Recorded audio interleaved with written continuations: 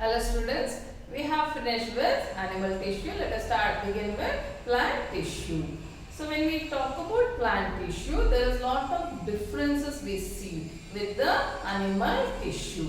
You know, throughout the life of a plant, right? Throughout the life of plant, the plant will be growing, okay? Throughout its life, there is indefinite growth. It need not be in one particular region. It can be in any parts of its, any of the region in a plant. Maybe the root will be continue to grow, or the trunk continues to grow. So we see indefinite growth in the plants, which we don't see in the animals, right? In animals, we know that once they reach the maturity, then there is no growth, okay? So here in case of plant, they continue to grow. We know that there are some plants which is living, which is growing from say somewhere around from 5,000 years, right? It is growing. What makes these plants to grow? Why there is no stoppage for these plants to grow? The reason is these plants have a special kind of tissue called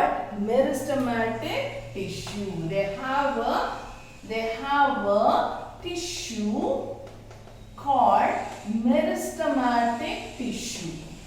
This meristematic tissue has this amazing property of dividing. That is, they continuously they'll be dividing. So how a growth takes place, you know very well. A growth in any animal or in plants takes place because of the division of cell. When a cell divides, and it will increase in the number, cell reproduction. When a cell reproduces, it will help in the growth of the plants or the animals. So growth is always related to cell division. So this meristematic tissue has a property of dividing. It continuously will be dividing. Okay. So meristematic tissue is the tissue which is responsible for the indefinite growth of the plant. So let us see the properties or the characteristics of the meristematic tissue.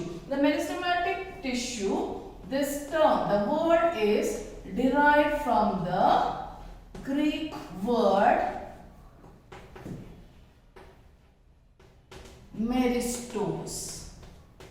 Meristos, which means growth.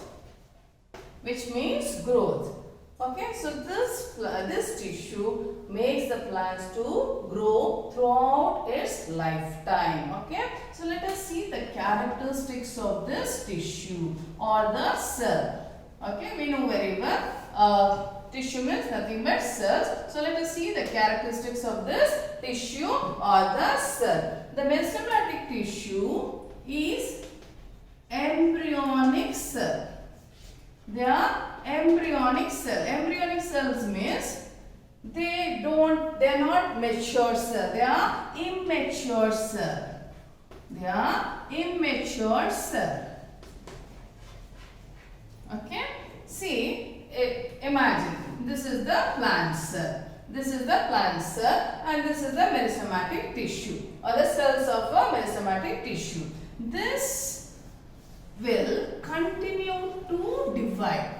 They continue to divide. Okay. So their cell means what? They'll have a nucleus, they'll have cytoplasm and other organelles. So this is the structure of meristematic tissue. Okay, one cell is there and it continues to divide. And what is strange here is we don't see intercellular space. So we don't see intercellular space. Intercellular, between the cells there is no space.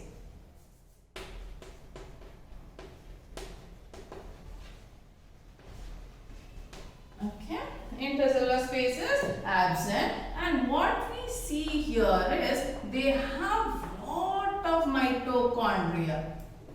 The amount or the number of mitochondria present in these cells are more compared to the permanent cell. Okay, I just forgot to tell you, in plant tissue, broadly we can classify the plant tissue into meristematic tissue and the permanent tissue. That is the classification of plant tissue. Plant tissue is classified into meristematic tissue and permanent tissue.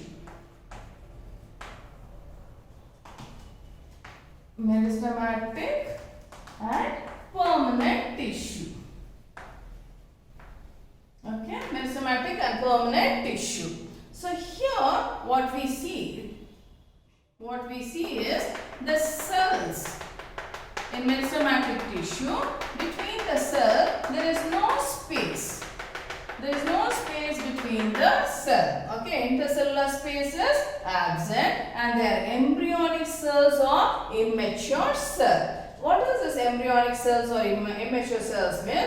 They don't show any kind of specialization. There is no specialization. They are like embryonic cells which has not undergone any of the new characters not developed. Okay. So why it is embryonic cell? They just form large number of cells. From this cell they can specialize. From this cell they can specialize into different permanent tissue. It can become different permanent tissue. So say for example, like this particular tissue will differentiate. They will differentiate. It may become a plastid, it may become a guard cell, okay, like that, right? So the cells can differentiate. You know that we have learned that cell differentiation. Cell differentiation means what? When a cell will acquire a particular shape, size and function, then we say the cell has undergone differentiation. So here in case of meristematic tissue,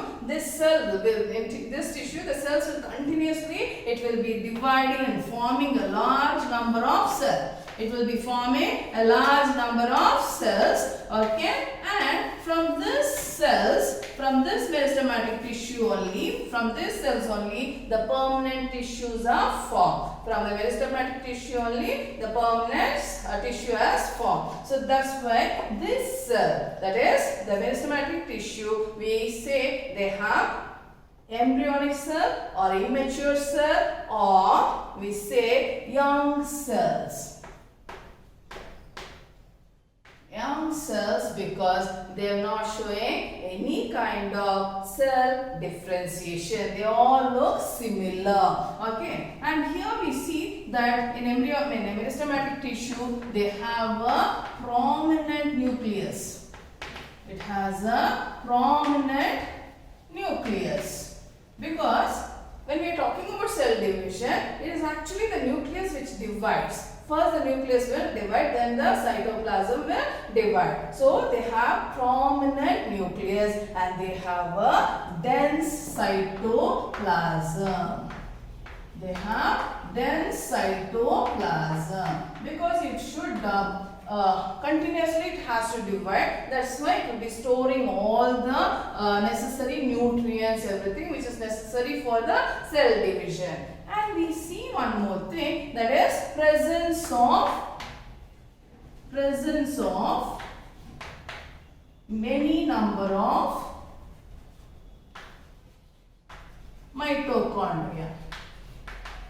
That is, when we compare it to a permanent cell or permanent tissue, the number of mitochondria present in the meristematic tissue is more. Okay, and one more character, that is the vacuoles are absent. Vacuoles are absent. So, vacuoles are absent. See, we know a plant cell. A plant cell has a centrally located vacuole. So, if you remember the structure of plant cell. So, you know the structure of plant cell. The plant cell has a cell membrane and it will have a cell wall. Okay, the cell wall will be made up of cellulose, right? And it will have a large centrally located vacuole.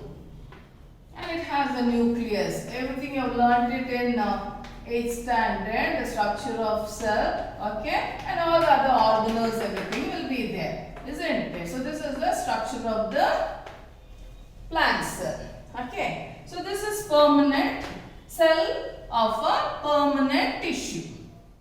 Okay, this is a cell of a permanent tissue and this is the merismatic tissue. Let us compare what is the difference. So here we see that they have a prominent nucleus, they have a dense cytoplasm and the number of mitochondria is more than what we see in permanent tissue and the vacuoles are absent. What is the function of vacuole? We know very well vacuoles are meant for storage. It is meant for storing food or storing the waste. Okay, so it is meant for storing the food. So they don't have vacuole because they don't want to store anything, because they just divide and they form the number of, they increase the number of cells and that group of cells will become some other permanent tissue. That's why they don't have to store anything. That's the reason vacuoles are absent. Moreover, what happens is if vacuoles are present, it will hinder the cell division. It will hinder the cell division and they no longer be a embryonic cell. If vacuoles are present, then it is a permanent tissue. And we know that it is an embryonic cell. They are immature cell. They are young cell which is meant to divide throughout the life of plant. Okay, so that's why you don't find vacuoles and we see that the cell wall